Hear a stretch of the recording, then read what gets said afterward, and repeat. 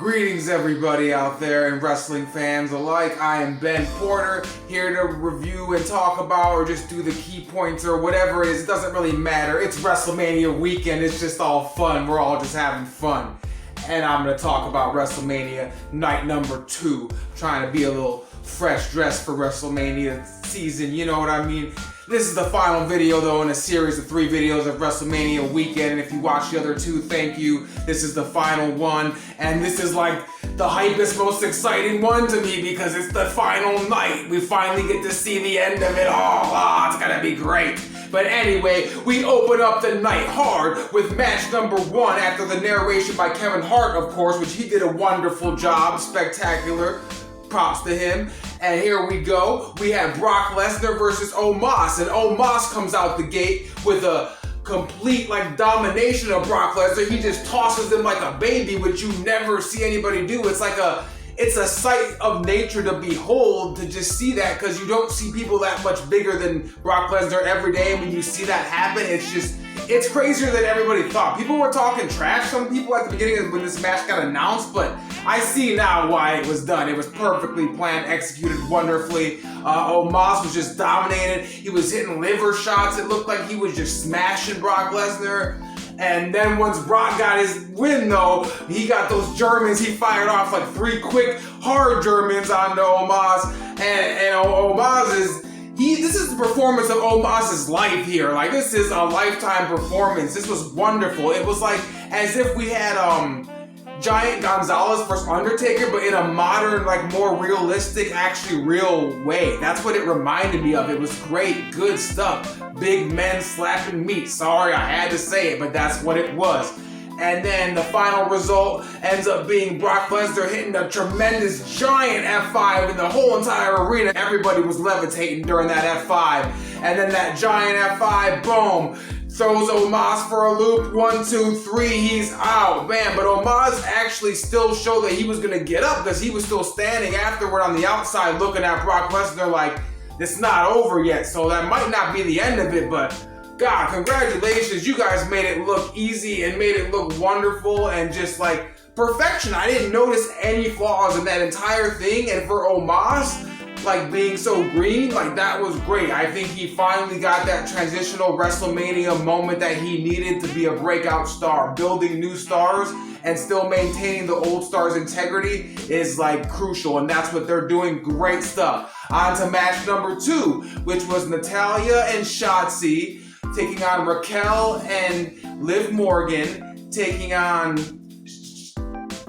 Shayna Baszler and Ronda Rousey, and taking on Chelsea Green and Sonya Deville. Sorry, it was just a lot of big, 8 women tag match here. It was real fun. It was good pace. It was just really wild. Shayna Baszler lost half of her shoe at one point, and then Ronda Rousey was just teasing the crowd until the end. She didn't get in the ring until the very end. I expected her to get a bigger pop and bigger ovation, but I don't know, the fans seem really weird about Ronda and Shayna. It's a weird, but anyway, I'm just gonna go over that, gloss over that. It's WrestleMania weekend. We're not gonna bring anything like that into this. But anyway, we'll go. This is positive reviews here, positive talking about wrestling.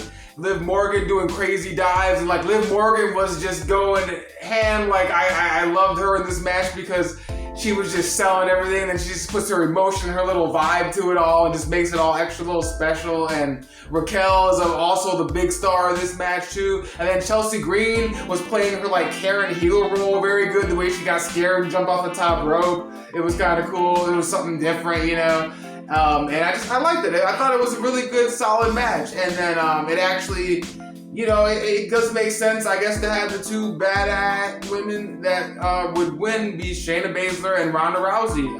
I was hoping Liv Morgan would get a WrestleMania win, but we don't all get what we want all the time. That's just life. So we got Shayna Baszler and Ronda Rousey getting the victory, and they're going to end up getting a shot at the Women's Tag Team Championships now. Very, very solid start. I gotta say. The first match over-delivered. The second match was pretty solid, but it wasn't over-delivering like the first one. But now we're on the match number 3, which is Gunther versus Drew McIntyre versus Sheamus for the Intercontinental Championship. And my goodness, dude, this match, this match, man, this match was absolutely fire, like spectacular, one of the greatest matches in wrestling history. Like, these men just, like, it was a fight. It wasn't even a wrestling match, but it was, because it was for a title, so obviously it was, but it was just a banger after banger after banger after banger, all rolled into one. Drew McIntyre and Sheamus just beat each other to a pulp, and Gunther was smacking, like, oh my goodness, the smacks, like, I couldn't tell you how many times I jumped up off my couch and screamed in pain, because I was like, ow, like, ooh, those were hard hits, like, my goodness, and the entire arena was on their feet, like, it was like a car crash between three cars that you just can't take your eyes off of, like, that's exactly what it was supposed to be, though. My goodness, did this over-deliver, like, this made the entire WrestleMania weekend, like this one match, like this was, I don't think I've ever seen or heard a crowd interaction like that, like ever in like history. Like there's been really, like it was like a Stone Cold Rock WrestleMania 17 interaction from the crowd and pop. Like my God, it was special, man, special. And I'm sorry, I just really thought it was just amazing. Like, it's just a magical moment to be alive, to be able to see something like that on live television. I don't know, like, maybe I'm a weird person, but it was just awesome. And they do like 45, 50 beats of the bother all together. There's chops galore, everybody's chopping everybody. There's claymores, there's power bombs, there's giant splashes off the top. We just have everything in this match. Like, I can't even get too deep into it because it really wasn't that deep. It was more of just a brawl. So if you just want to picture them just going at it and hitting each other as hard as they can, that's basically what went on here. Like, you could feel every moment of the match. And Drew McIntyre and Sheamus had their little encounter between each other, and then we have Gunther getting into it. But Gunther was really showcasing his abilities of everything he's ever done, and he made himself a star 100% for sure, a magical breakout performance for that man.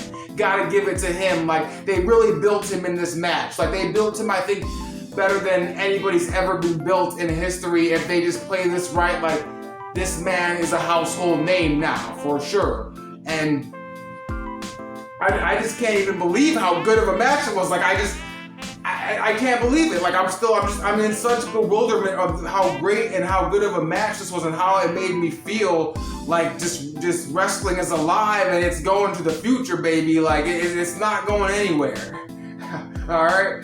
So we have the final result of the match end up being Gunther hitting a powerbomb from Sheamus, and they're exhausted, they're beaten, they're battered at this point, but they're still giving it their all. And as I'm watching, I'm thinking maybe they're going to have to quit and call this match off. This might not even work, guys. We might have to stop this. This is just getting out of control. But no, the powerbomb onto Sheamus, he powerbombs Sheamus on the Drew McIntyre, and then as Drew McIntyre gets it from that, he powerbombs Drew McIntyre again after they've been chopped, like I said, to all bits and pieces, and then he gets the 1, 2, 3, laying it in deep. Gunther, still your Intercontinental Champion, and he did it like with style and with grace and like with mat technicality and with like heel greatness and with heat, but with passion, and it was just something else, man, something else. I had to devote a little bit of extra time just to talk about that match. I'm sorry if I overrun that, but that was just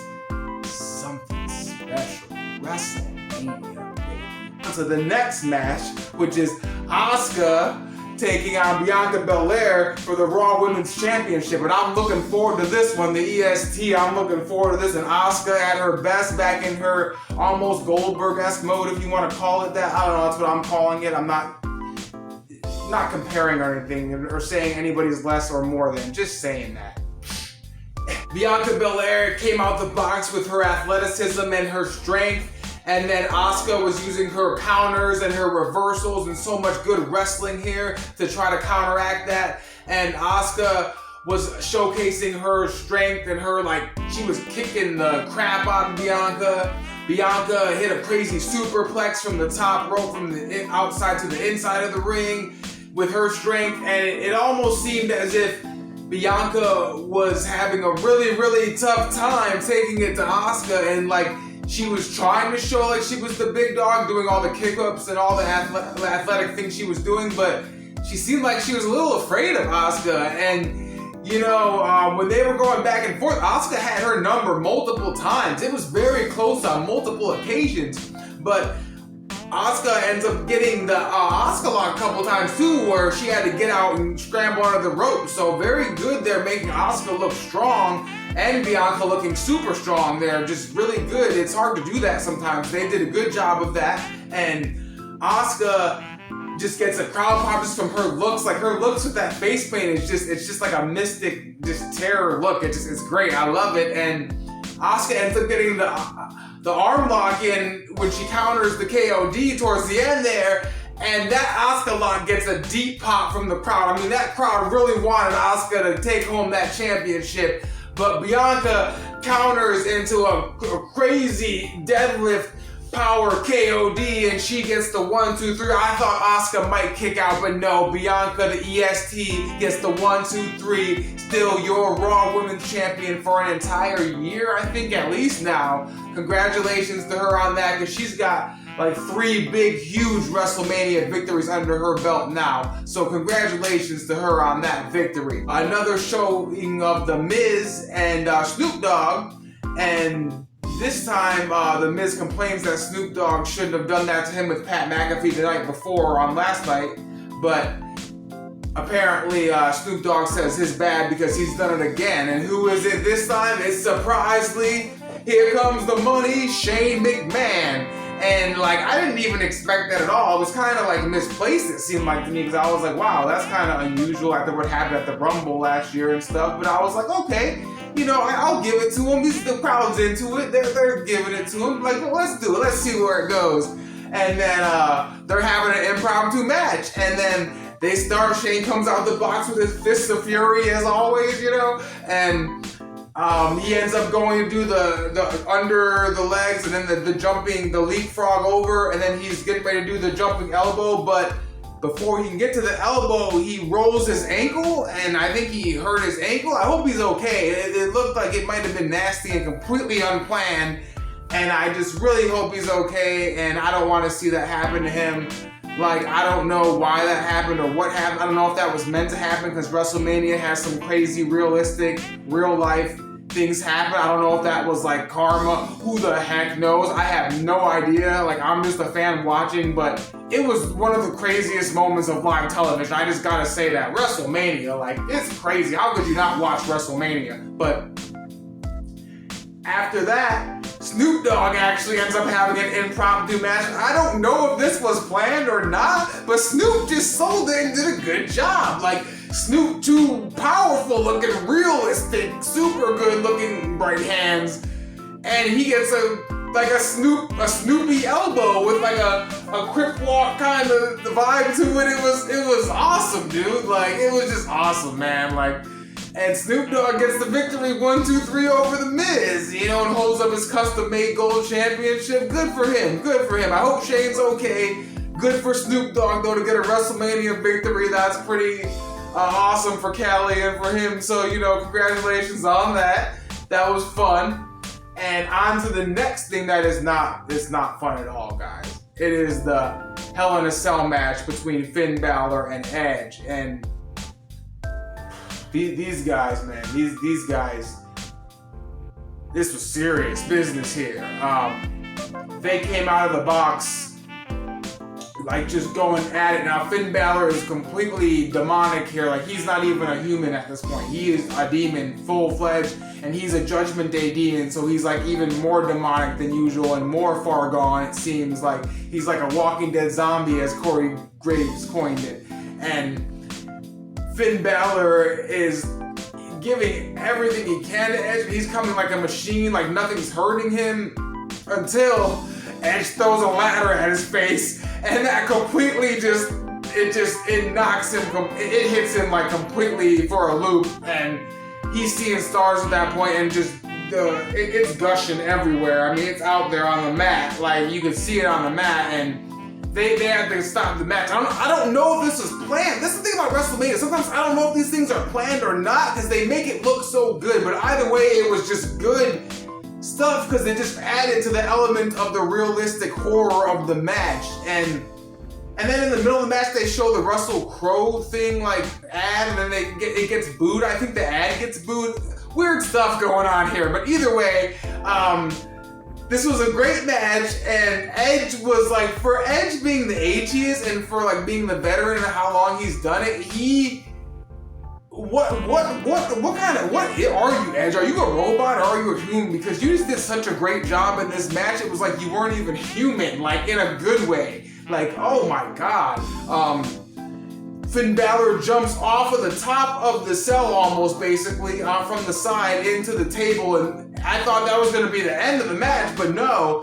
He ends up, Edge moves, and then he goes to the table, and then Edge hits a big spear, and like the refs keep coming in to check on Balor at this point. I don't know if Balor's even going to be able to finish the match, and I'm like, oh, the demon character, if he can't finish a match, what is that going to do for creative? And all these things are just going in my WrestleMania mind, and Edge ends up hitting the spear, and then Edge ends up putting his head in place, and then he ends up going out and getting the chair, and then he hits a vicious concerto, and I mean, he's already trapped the demon in the corner, and then a running dropkick from the apron.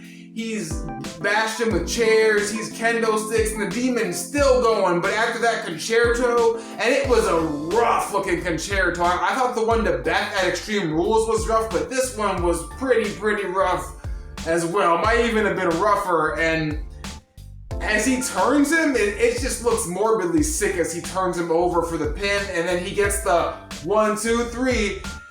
Congratulations to Edge, like, for getting the victory, because, oh my God, that match, you guys literally went through hell. No pun intended, like literal hell.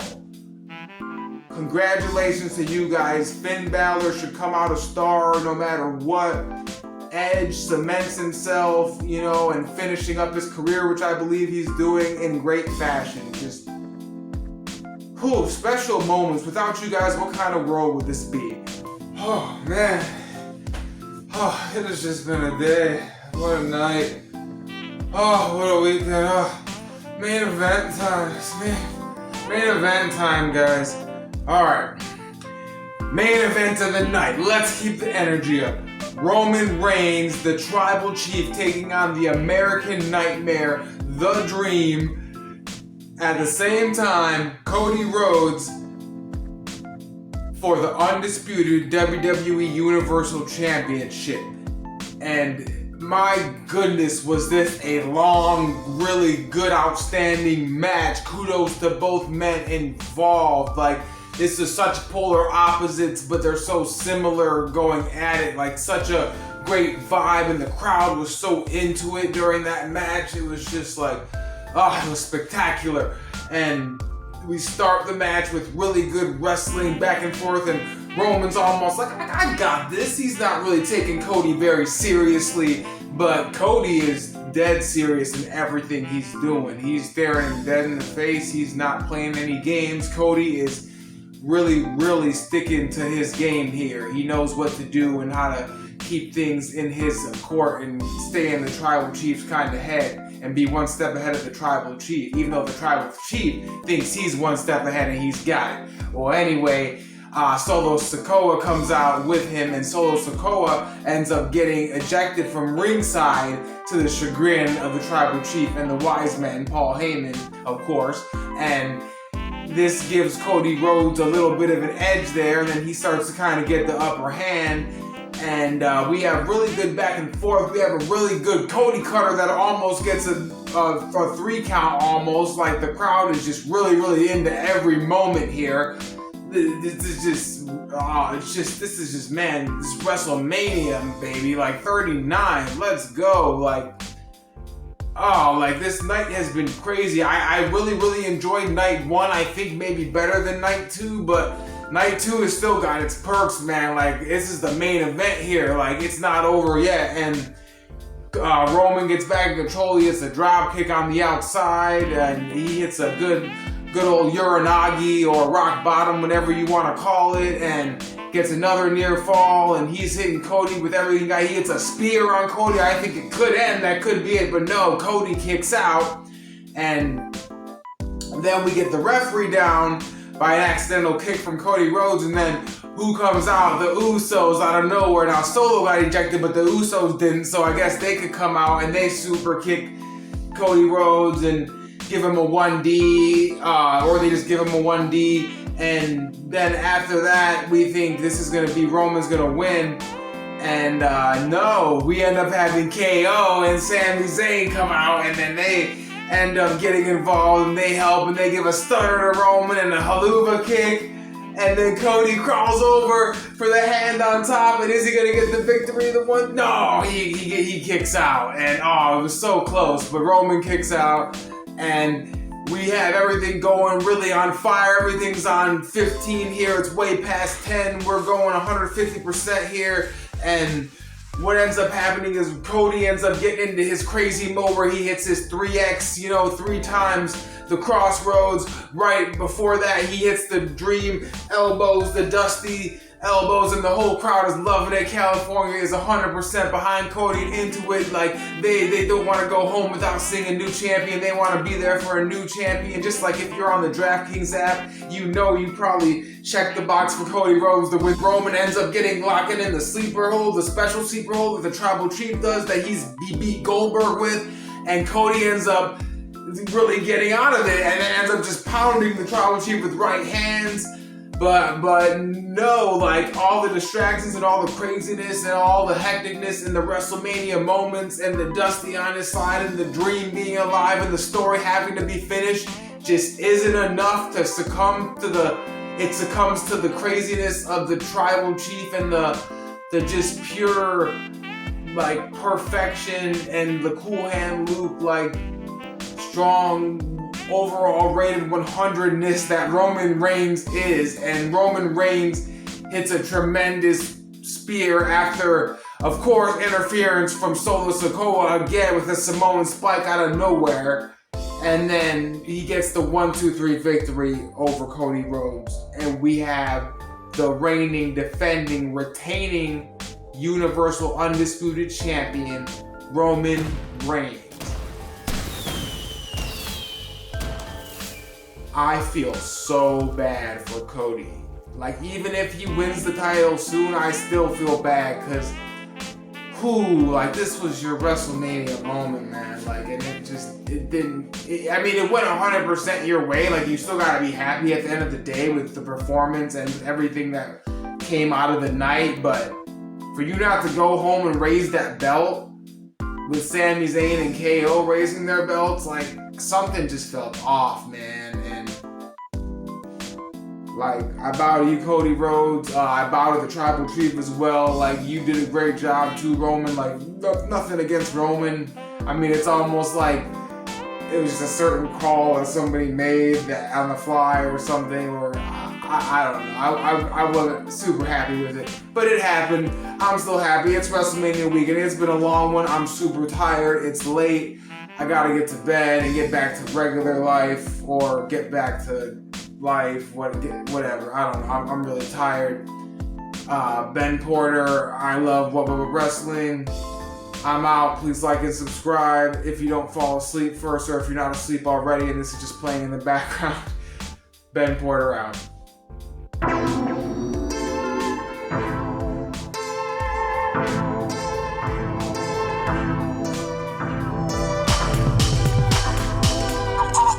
Is one of the greatest things you can create in your mind. Just put anything you want there and be gone with it.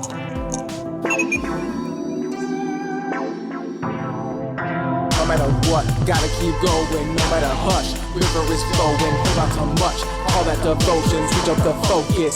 Let go the things clinging.